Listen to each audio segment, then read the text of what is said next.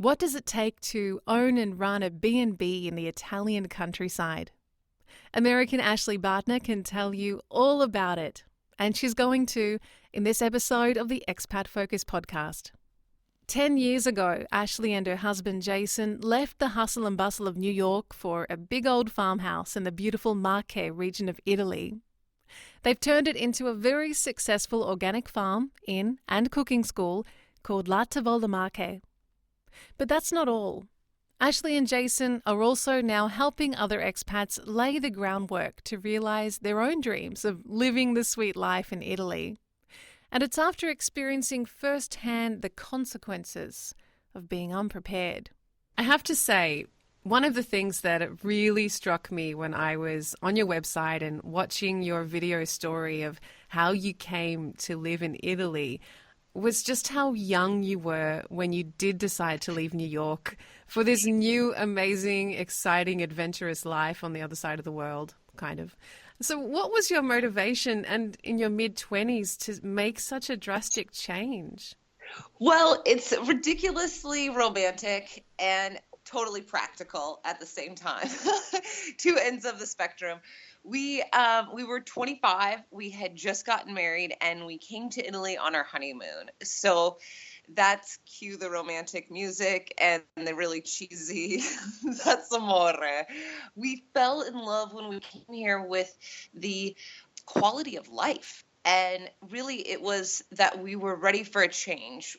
Jason and I, my husband, we were both from the West Coast, and we were living in New York for 8 going on 10 years. And we were ready for a change. And when we came to Italy, we saw this opportunity for something totally different, this simplicity, this idea of getting our hands dirty and kind of living sustainably and not even realizing all of this at the same time. And it was just at the right time in our lives when we were ready for a change. We thought we were getting ready to leave New York and move back to the West Coast. We didn't have kids. We didn't have a mortgage. And we thought, if we're going to do something crazy, let's do it now. We kind of joke it was at the right age to it's just kind of crazy enough to not realize how crazy this was.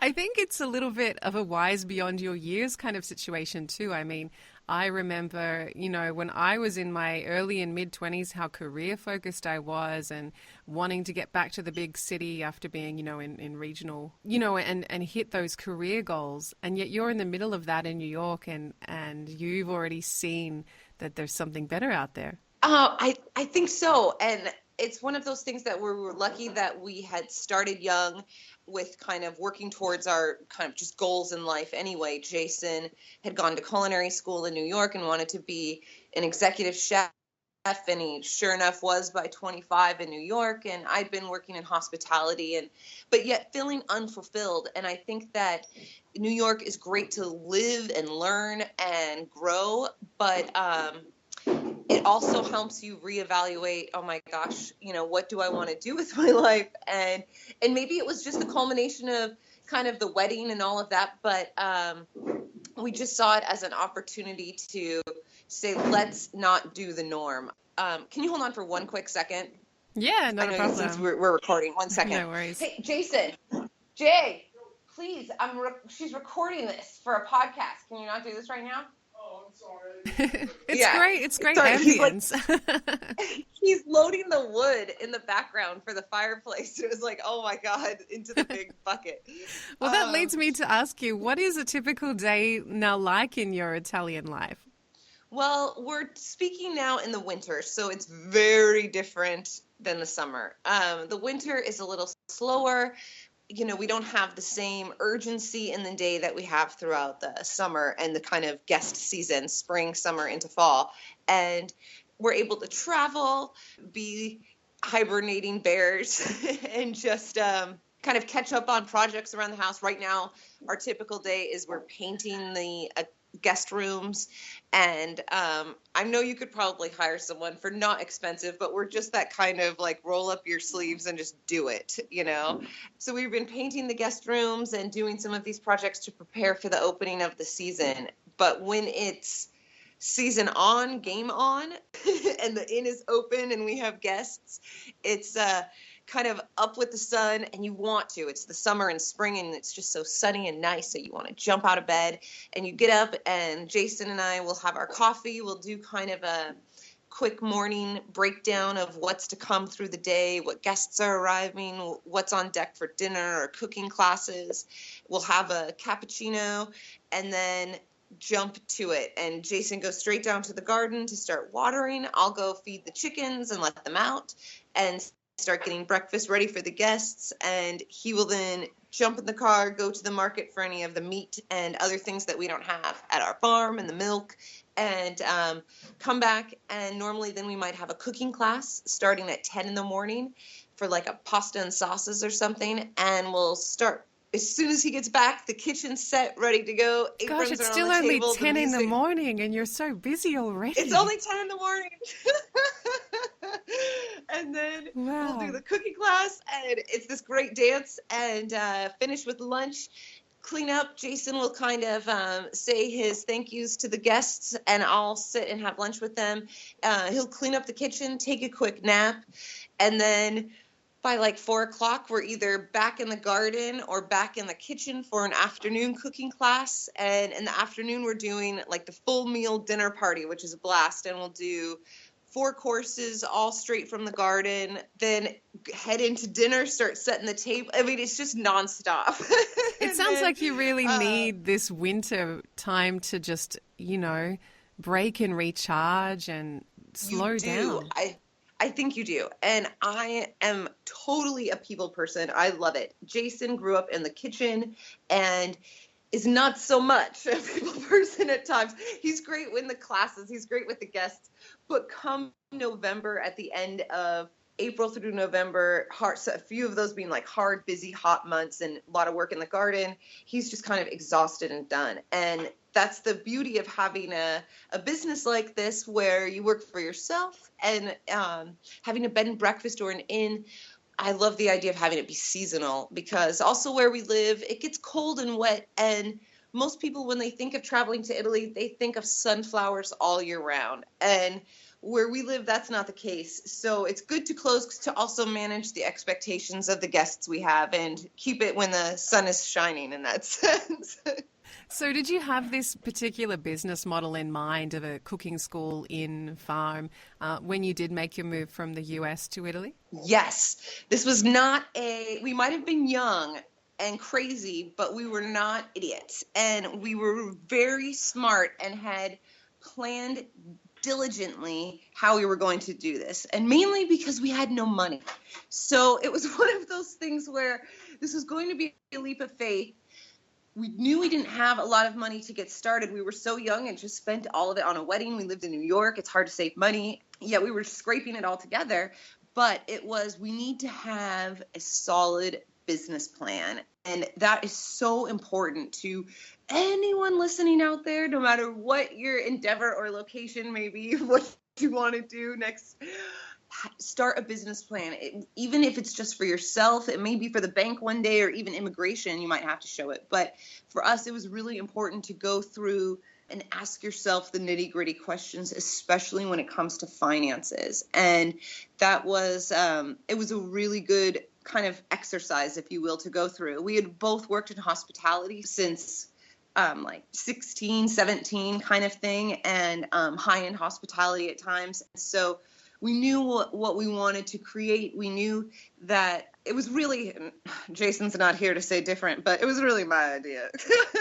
I thought it was the idea that when you come to Italy and you're traveling around as a foreigner, especially for the very first time, it is so exciting and it's so curious, and you can't speak the language most often, and you just think, oh my gosh, if I only had a key to get through these doors. Like, we could hear people eating lunch, behind palazzo doors and up in apartments, and no restaurant around, and you were starving, and you're thinking, what are they eating? Where are they?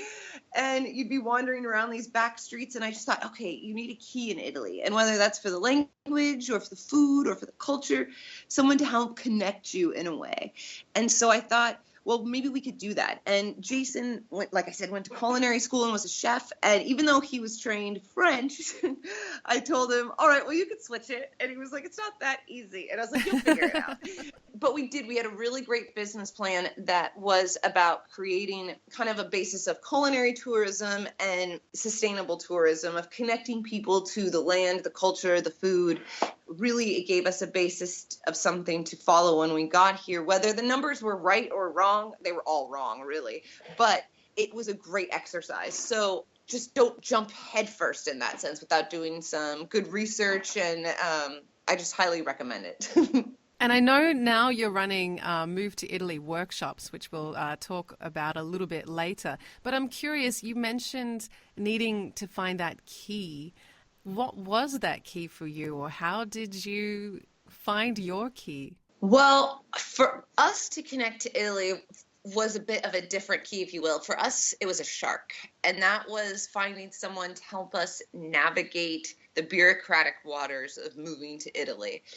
As an American, as someone starting a business, our visas are very different all over the world and these things, and different categories available. But we needed to find someone who we could trust and who would be just furbo, just cunning enough to know how to work the system in the right way. But we needed someone here in Italy. So for us, that was our key. And I don't necessarily at all recommend finding someone to, help you with your immigration in the States and these kind of things. There's some kind of real shisty snake oil salesmen out there. This was a commercialista, an Italian business and kind of tax accountant, if you will. And we met him through a third party, and he offered to help us. And that meant he was able to help us create our business in Italy at the Camera di Commercio, the Chamber of Commerce, and work with us on some of the documents we needed on the Italian side to help fulfill requirements for our visa. And so that was what was truly our key. And then how did the locals take to you? You bought this farm/inn with the intention of turning it into this accommodation and cooking school in, I believe your region is La Marche? Brava, yes, La Marche. Well, this was something that Jason was very concerned about when we were moving. And I said, we're not coming here to open a McDonald's, Well, here's a French chef who's going to cook Italian, Exactly. And we're Americans, so they think it's all hamburger, hot dog. And so we thought, oh no, what are we doing? And we're next door to Tuscany. However, the Marche is wonderful. And for us, it is really the Marchigiani, the people of this area, that has helped make us feel at home here. What we did to kind of acclimate or to integrate into the community was the first thing we suggest. Well, first of all, you need to learn the language. If you're planning to move to any country that doesn't speak your mother tongue, learn it. How else are you going to assimilate? And start a business. How else are you going to do business in these places? But for us, going to the local cafe, kind of putting out the vibe, if you will, like, oh, well, it's a teeny tiny town. We moved into a town of 2,000 people. So it's obvious we are foreign. We arrived in winter in December, which I wouldn't necessarily recommend because we did not know how to heat a stone farmhouse in the winter at all, coming from city kids. We were burning wet wood. But the thing that we did was we went around to every neighbor and we introduced ourselves. And we said, hello, anyone along our road? We're your new neighbors. We baked an apple pie for each one. We had no idea how American and over the top this was for them. We were constantly invited to dinner because people were so curious, or just people would stop in. We called it the pop-ins. People would pop in all the time just to see who are these crazy Americans who moved down the road. And they were convinced that we were orphans because we were 25, 26. My sister was with us, who is 2 years younger than me.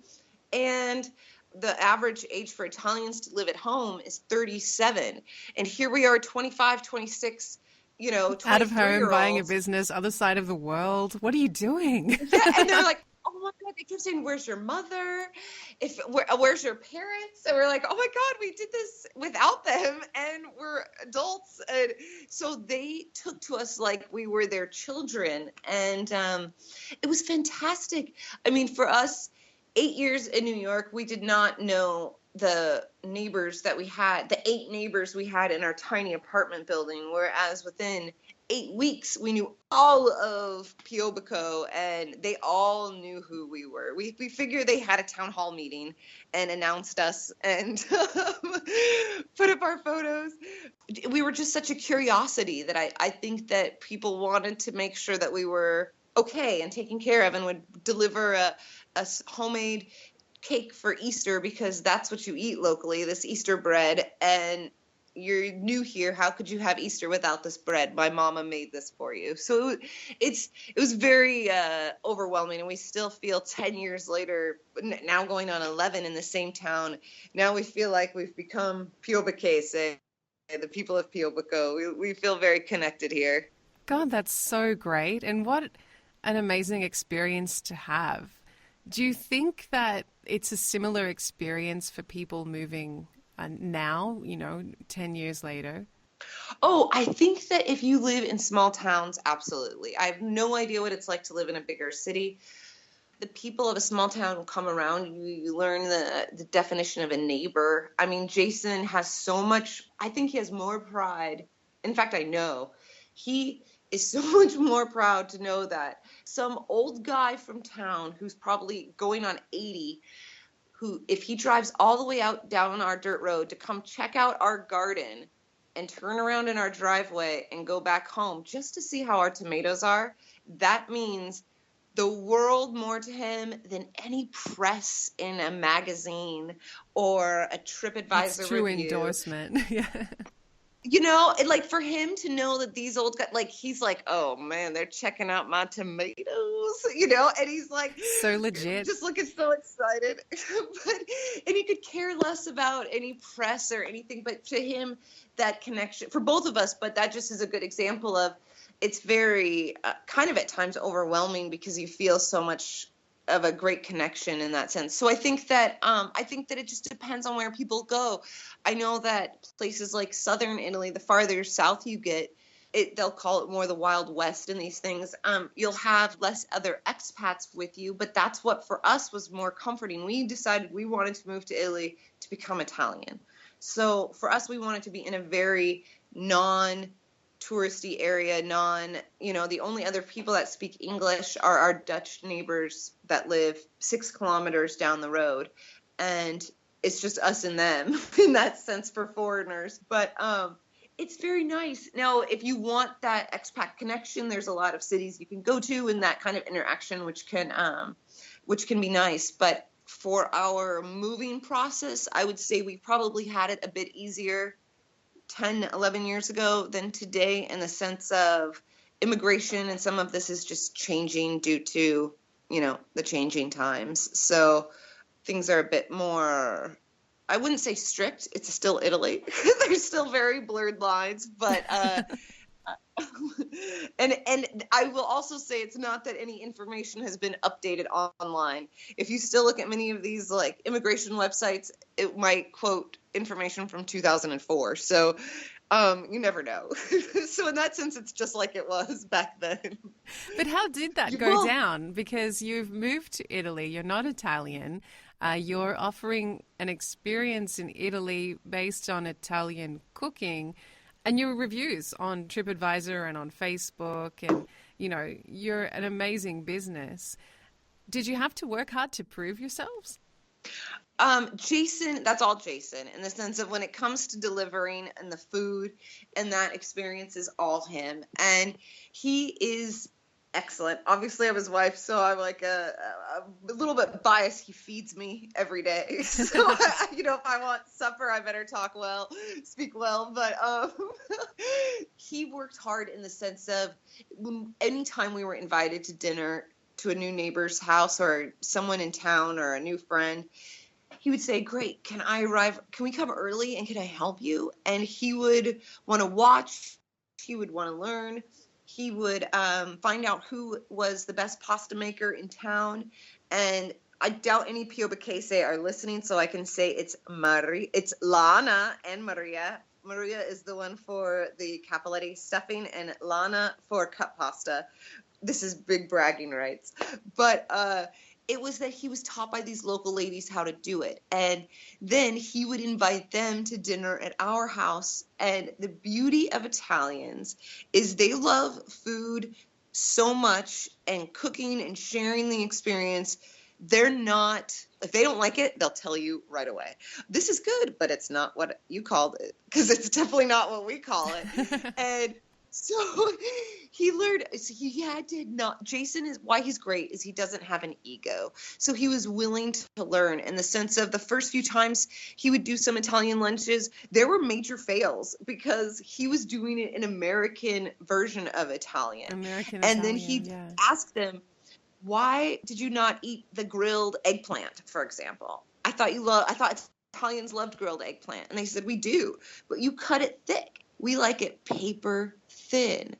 And then he realized, oh, okay, it's these subtleties, and learning what in our area is considered home cooking and the type of pasta and the homemade pasta. So now it's a really nice, great feeling when these women who have taught him how to make pasta or the dough and these things will come and bring their family and have dinner here.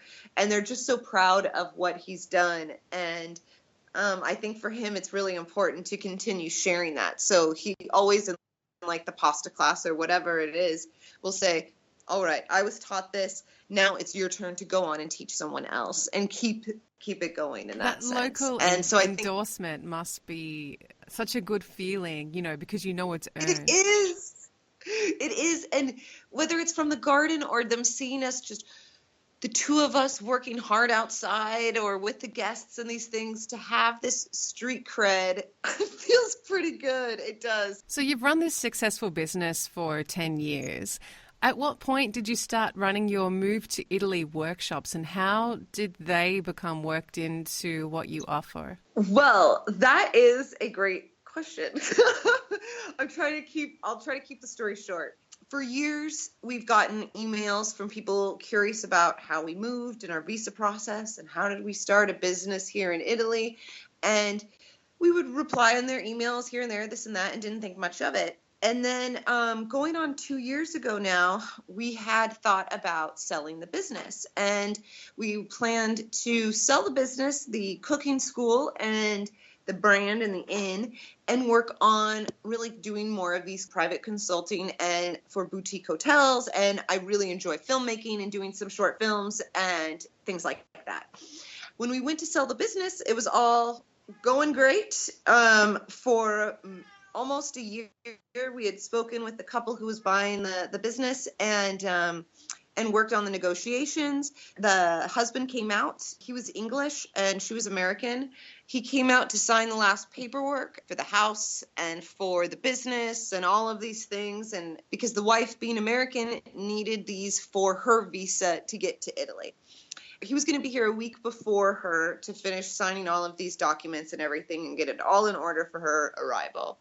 And everyone signed everything at the notary, which is with the lawyers present. The notary makes everything legally binding. And because this is such a small town area, this couple was being vouched for by us because everyone knew who we were. And we said, well, we know who this couple is and they want to take over our business and we want to help them. And since the wife needs these documents, can we expedite these things for her? So all of these offices said yes.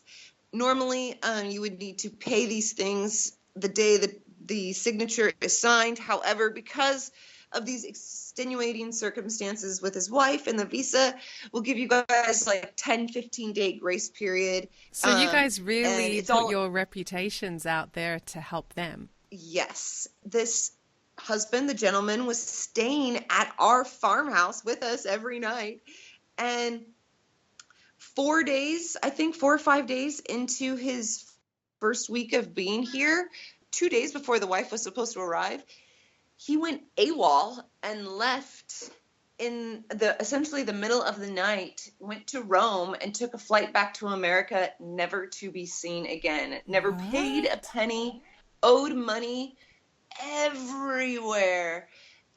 Did so much damage to not only properties, but reputations and relationships, and just left. This is a grown man, 55 something years old, who then was too nervous with the reality of what was ahead of the business ahead. He went back to the States. The wife was in shock. She had no idea he was going to do this. She was planning to come out. It was this reality check and hard cold, kind of ring your bell, if you will. We were in shock for like a month because we thought we were getting ready to move. Like we were boxed up and ready to go. Close up this chapter of your life. Yes, we were ready to start the next chapter. Our next business. We thought we would still work with them for that next year to help them in the transition. And we had made it clear, we want nothing more than for you to survive and thrive. This is the business we created 10 years ago. We want you guys to do excellent. The couple didn't do the proper planning necessary to make a move like this. And especially when it's a move to start a business. And it really sunk in that maybe, not to toot our own horn, but maybe we knew more than we realized, or more than we gave ourselves credit for, on how we did it, how we got it done, and how we've been able to really maintain this successful business. And it made us realize, my uncle also had not a similar experience, but he bought a bar in Belize and didn't quite know what he was getting himself into. He had never owned a bar or a restaurant. He liked Belize, but really he liked a bar in Belize. Did he want to own it or know how? I don't think so. He just wanted to frequent a bar in Belize. No time for drinking anymore. What? Exactly. So, and I love my uncle, and he's a financial planner, but he didn't plan his own finances or his own business or make the business plan necessary. And this couple didn't do that either. They relied completely on what we had done, and they needed to do some of their own work. And it made us realize there's people who are dream drunk. It can be great. It can be fun and to have these ideas. But if you want the reality of it, then that's a whole nother conversation. And so that's really what created the idea of doing these consulting workshops, was to create an environment where we could speak open, free, honest, humorous, and tell our story of the goods and the bads of how we got here, for the visa process and the immigration, that whole thing, to starting a business legally. And then really when it comes to the nitty-gritty of the reality of it, and asking these questions and looking at the hard, cold kind of, is this something I want to do? And instead of just everything being under the Tuscan sun and the sunflowers all year long, there's it's not just serving wine to the guests as the sun's going down. There's a lot, like we were saying, you said, oh my God, this is all before 10 a.m. There's a lot you need to do to make that happen at sundown on time with the wine. Exactly. So we like to say there's a lot of hard work for the sweet life in that sense. And so that's really what kind of created this idea to do these workshops. And we realize there's more and more people out there who are looking for something different in their life and looking to pivot or have a new chapter. And we would love to share kind of our experiences and, at this point, expertise with them.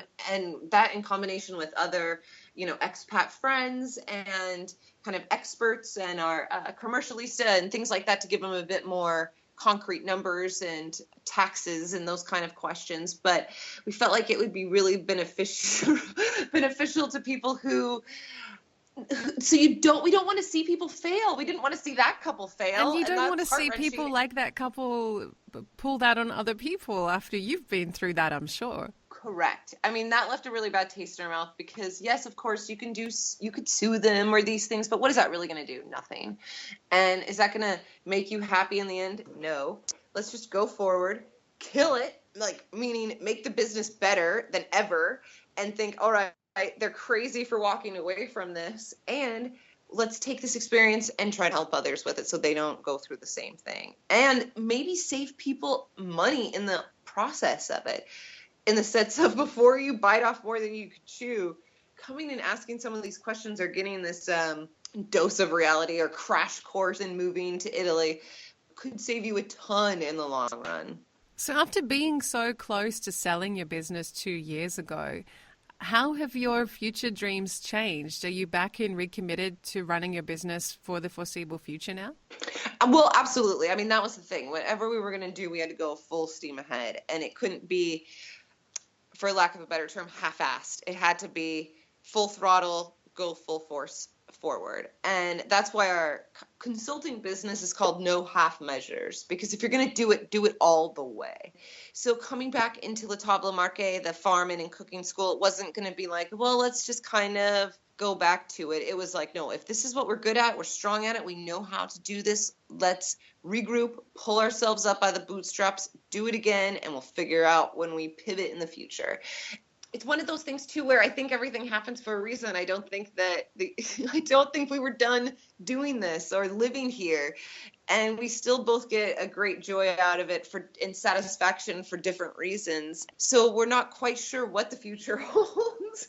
I'm never one to tell you what will happen in 5 years, but we love it. And I think that we just keep kind of tweaking the business plan, our model of the Tavola Marche to what works for us and works for our guests, and what we see kind of as the next, not trends, I would hate to say something like that, but where we're headed next in that sense. So whether it be that we keep doing them here at the farmhouse, or maybe we take them on the road in the future, the consulting workshops or the cooking classes, who knows? But we'll keep the options open, and I don't know, I'm excited. Well, that's it for this episode. If you want to ask Ashley any questions or share your own experiences, head to our forums and Facebook groups. You can find the links at expatfocus.com. Remember to check out more of our podcast episodes. They're at expatfocus.com/podcast. And you can also listen through your favorite podcasting app. I'll catch you next time.